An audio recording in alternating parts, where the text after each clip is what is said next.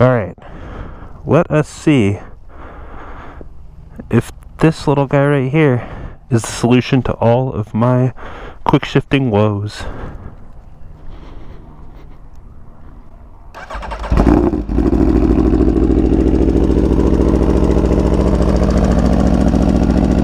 Hi, I'm Chad, and welcome to another moto vlog.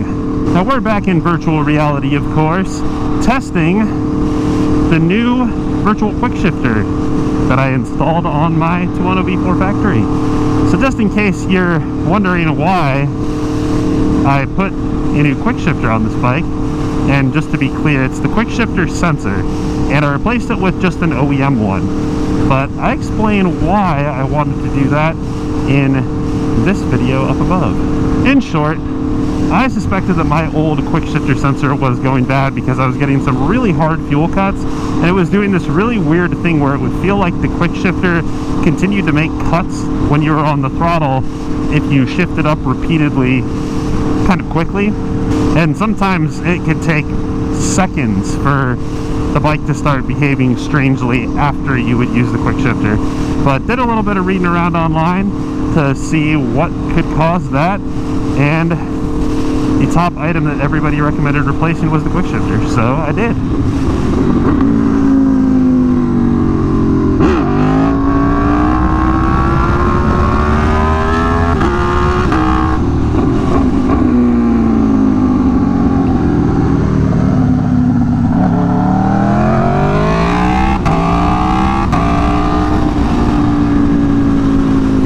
And it seems to be doing a much better job than the old quick shifter sensor did.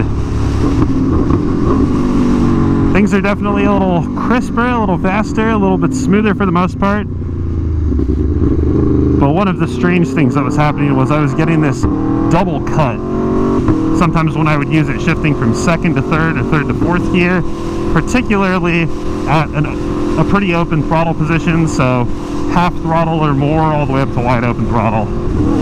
Didn't happen every time, but it was happening, I'd say, at least every other time. So pretty annoying, but that's why we order parts to try to fix these things and make our whole motorcycling experience a little bit better.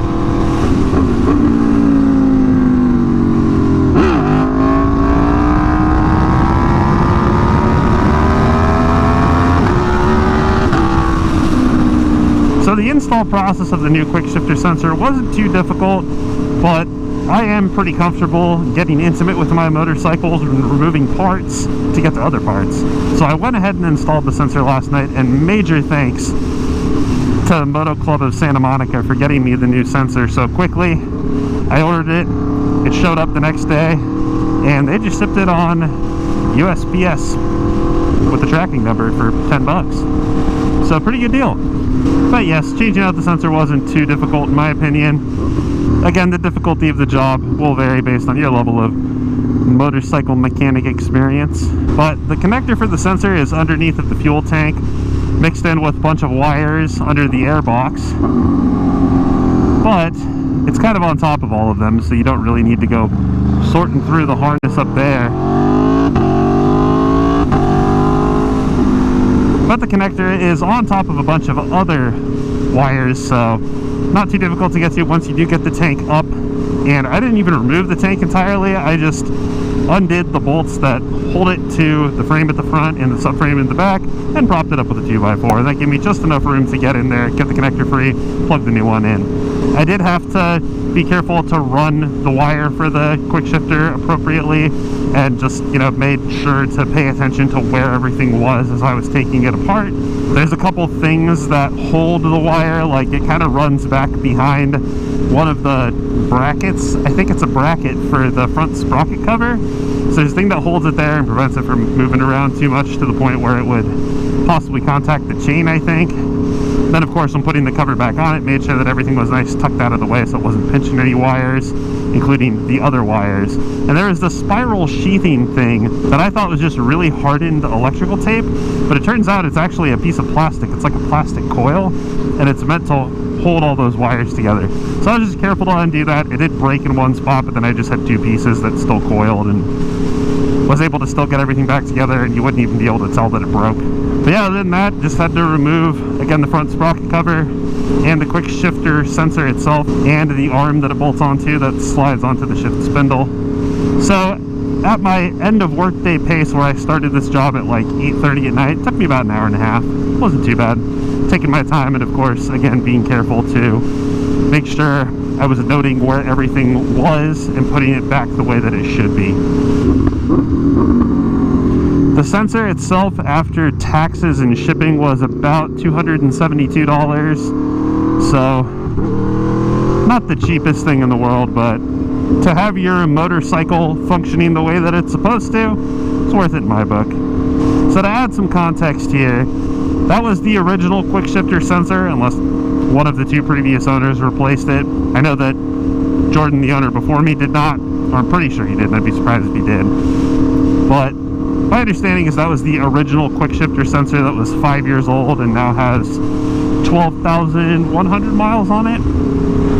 So, you know, it's an electronic part. It happens, they fail. It's out kind of in the open, and I know when they design these parts, they do their best to design them in a way that they're not going to get too dirty or break, but sometimes it happens. And it's also worth noting, I just wanted to fix this immediately, so I was like, you know what, buying the quick shifter sensor, because that's my best bet, I think. Even though it costs some money, I want to make sure that my bike's square for the Aprilia Racer Days event that I have coming up in about a week and a half. And I don't want to risk waiting too long by playing with the old quick shifter sensor and seeing if I can get that to work again, and then possibly miss out on having a working quick shifter for that day, because I do want to ride this bike there.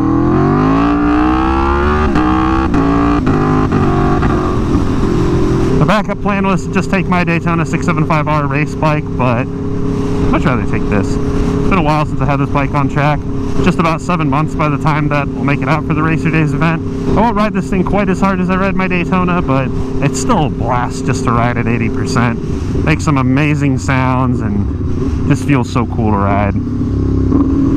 Very exciting, and will never fail to make you grin ear to ear. And usually giggle like a school child.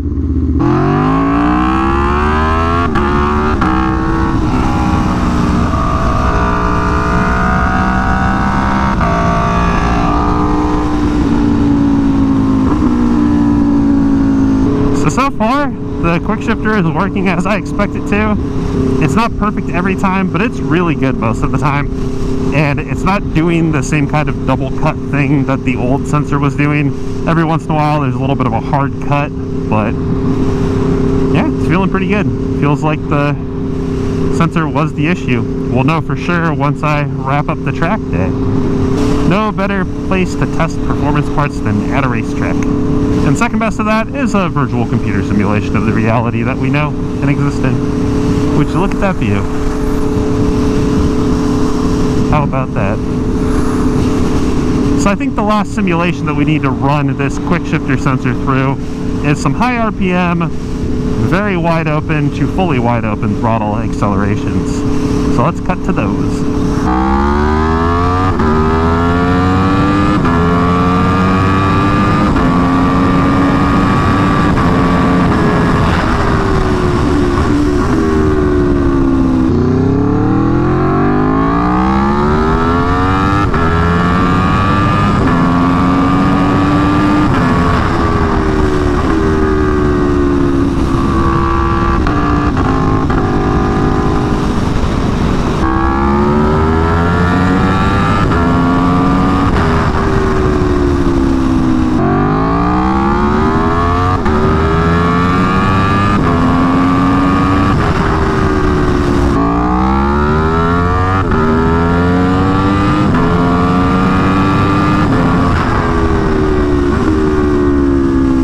I think I might need to adjust my shifter a little bit more. I did have to completely reset it when I removed the old quick shifter sensor. But outside of that, looks like we're looking pretty good here. So with that, I'm going to go ahead and wrap this one up. Thank you so much for watching. If you enjoyed this video and found it helpful, insightful, please give me a gentle little click of the like button and consider subscribing. Drop a comment below. Has this issue ever plagued you and your Aprilia? Let's talk about it in the comments below and how you fixed it.